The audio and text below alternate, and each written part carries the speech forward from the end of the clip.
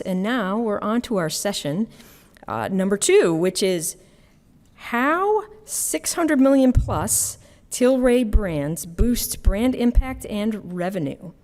And so we're going to discover how Manitoba Harvest, a Tilray brand, established a robust foundation for a full funnel tactical approach that significantly boosted brand awareness and revenue.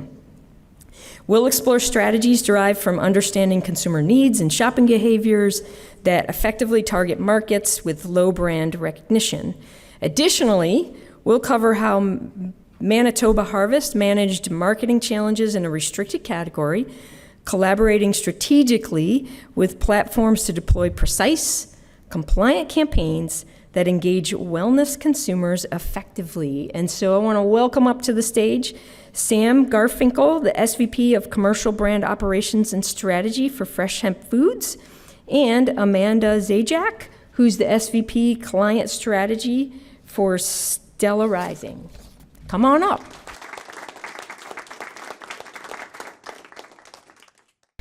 So at Stella Rising, we work in 3 main categories, the first being food and bev, second beauty, and the third in wellness. I've had the pleasure to work with Sam in all 3 of those categories.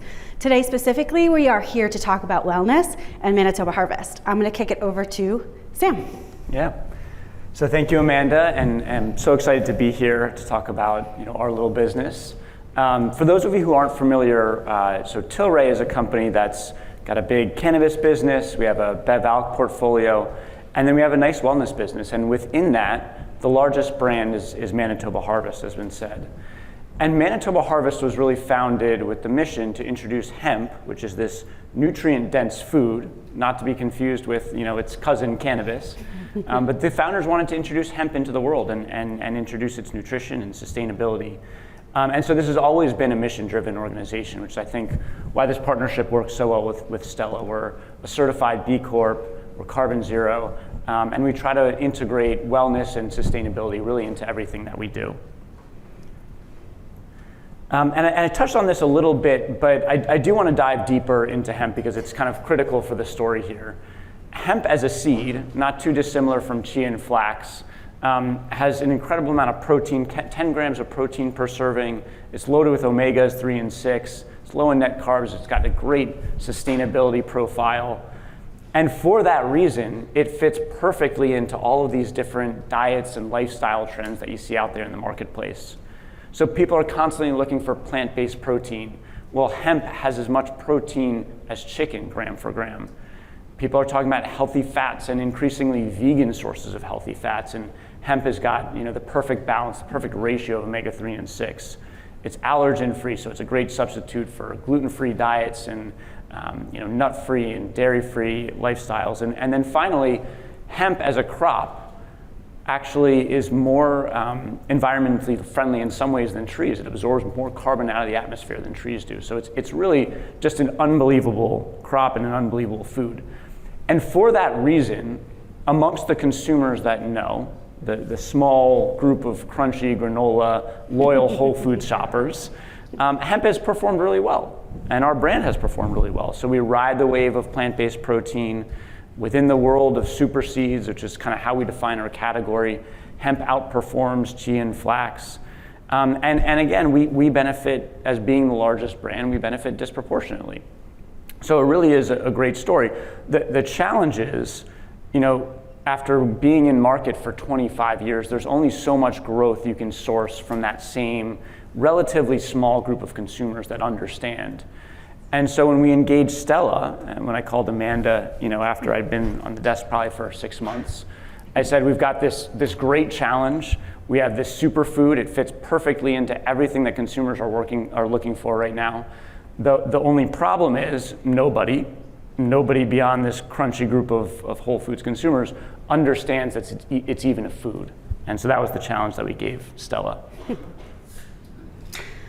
So at Stella Rising, we were really excited to work with Sam again and work in this category because we know how big the wellness category is and how much opportunity there was if we could get the message out to the everyday consumer.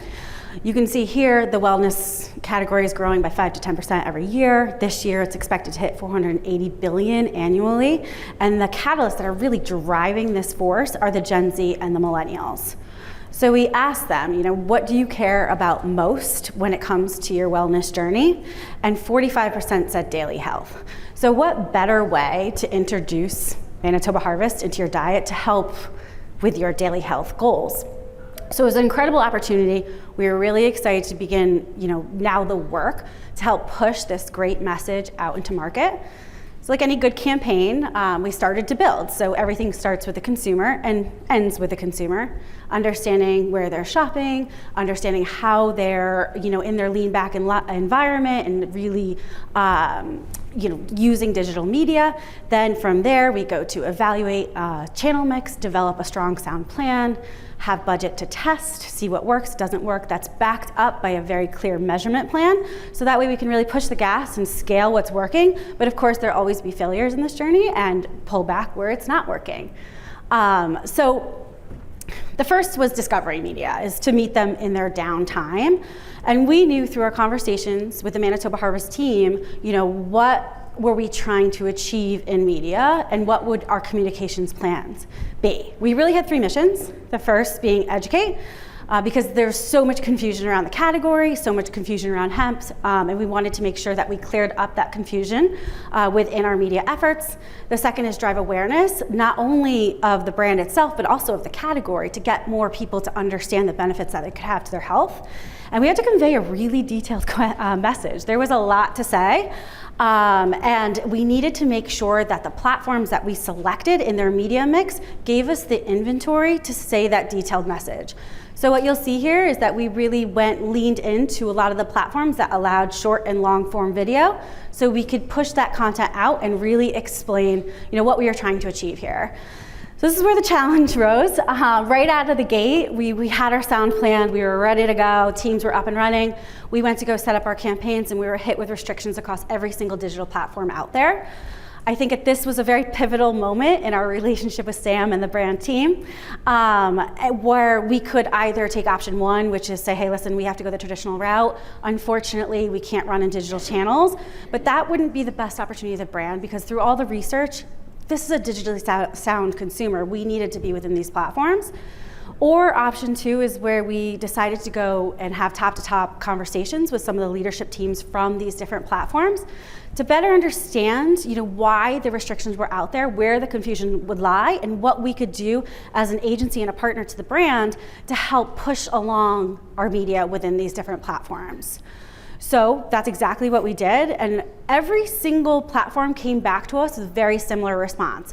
Really, it was all about the creative, the copy, and the call to action. In this, because hemp was still considered part of the cannabis and CBD family, we had to make sure that we weren't hard selling anyone in the marketplace. And what that meant for the brand is that we had to remove any buy now, any shop now, and really have everything about learn more, which aligned with our mission. So that was actually okay. Then from there, we had to look at the landing pages that we were driving traffic to. We had to work with Becky and the team to make sure that all of the content within the page itself didn't have any mention of THC, didn't have any mention of cannabis or CBD. We also had to make sure the landing pages were very content driven. And this was also great because the Manitoba Harvest brand has such great recipe content. I highly suggest you take a look at it. And it was a great place to send our traffic. I think the most challenging was the platform Q&A. Most campaigns, in a perfect world, we can get up and running within 24 hours. But within this category, we had to go through an incredibly rigorous Q&A process where they required at least 3 to 5 business days, and oftentimes it was 5. We had to go through human review of every single one of our ads and every single one of our landing pages to make sure that it followed the compliance of each of the individual platforms. and then often just to get kicked back into our ads rejected and to do it all over again. But I think the team was really resilient, and we knew that the message out there was an important one, and we wanted to work hard to get there, and eventually we were able to help navigate, I wouldn't say lift restrictions, I would say navigate Google, Meta, and of course online video and display, which was great. That gave us 3 platforms to push our message out, and we know how large these platforms are, so it gave us plenty of inventory to do that. So the next step in our phase was to meet them where they shop. The retail market landscape is ever evolving. Anyone that has operated within retail knows that a marketplace pops up. There are a dime a dozen pop-ups every day. So just understanding the 3 core pillars of what we look at to evaluate the landscape. So first is category and product distribution. Is there inventory there? Do you have a diverse amount of product there? Also, the size and popularity of the marketplace. There are a ton of marketplaces popping up. We wanted to use our efforts to really make sure that we can go deep into those ones that would provide the most opportunity for Manitoba Harvest versus siphoning off budget in small portions and not really being able to scale. Last but not least, we looked at the ad tech capabilities, which is often overlooked in the retail landscape. So a lot of our ad techs are in their infancy because it is fairly new form of media. So finding which ones would allow us to scale, and through this process, we actually found which ones wouldn't let us scale based on targeting capabilities and just pure tech capabilities. So we really leaned into the ones where we could create impact. So now it all comes together. Our plan is ready to go to market. We've lifted our restrictions. We know where the consumer is shopping, and we want to be present there. So we worked with the team to make sure we built up that allocation and supporting.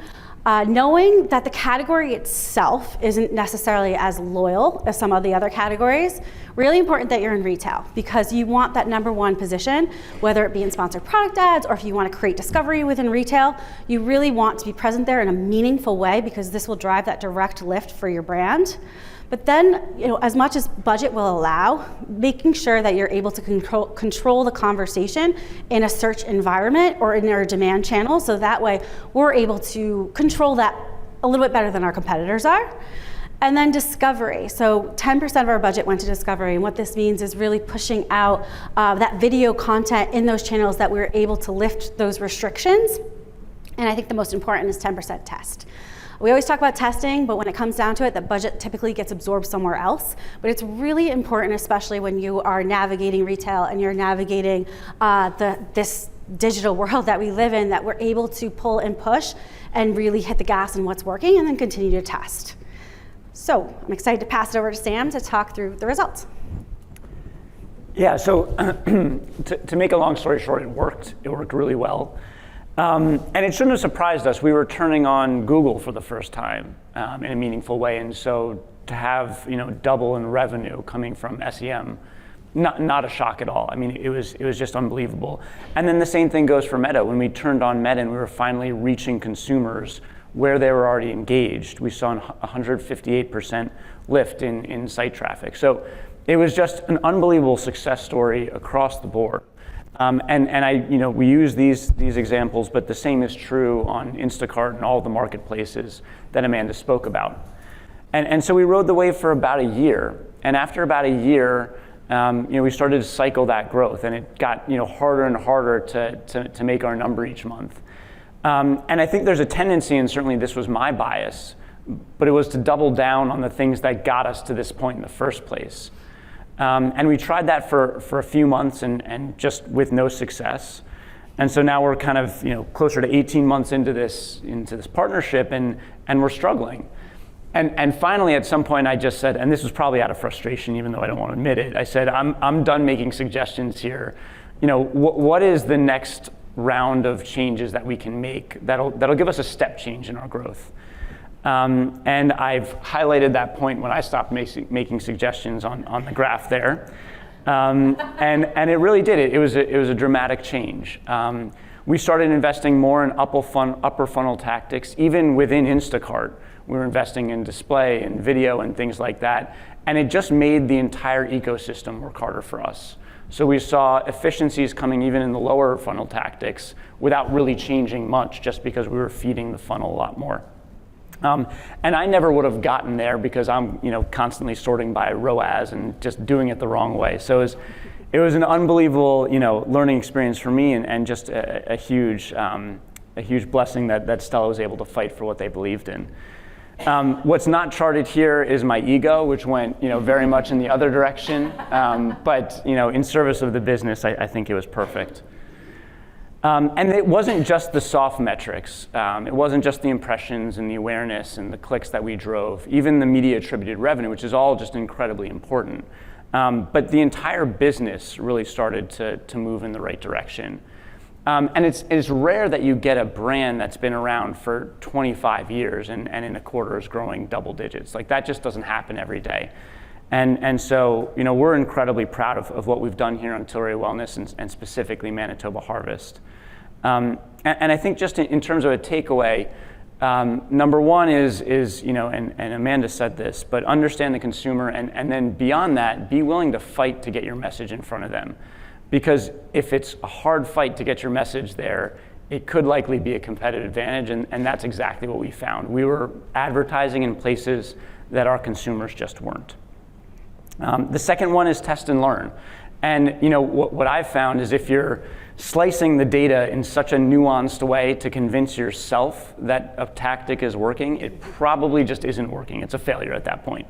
And so the sooner you can just admit that and own it and move on to the next thing, the better off you'll be. It saves a ton of time because we spend all kinds of hours in doing that mental gymnastics, and it also help you get to the actual answer, the actual solution a lot faster. And that's where you start to unlock that big trajectory change in growth, when you can kind of figure out what you need to do differently. So I'm incredibly grateful to Amanda and the team at Stella for fighting so hard for what they believed in, because it really did make a difference for the brand. I'm grateful to our senior director of marketing here, Becky, for telling me when I'm wrong and being willing to do that, and on occasion a little too willing, but always making sure that I stay humble, because it really did take a team to get these results, and I'm very thankful.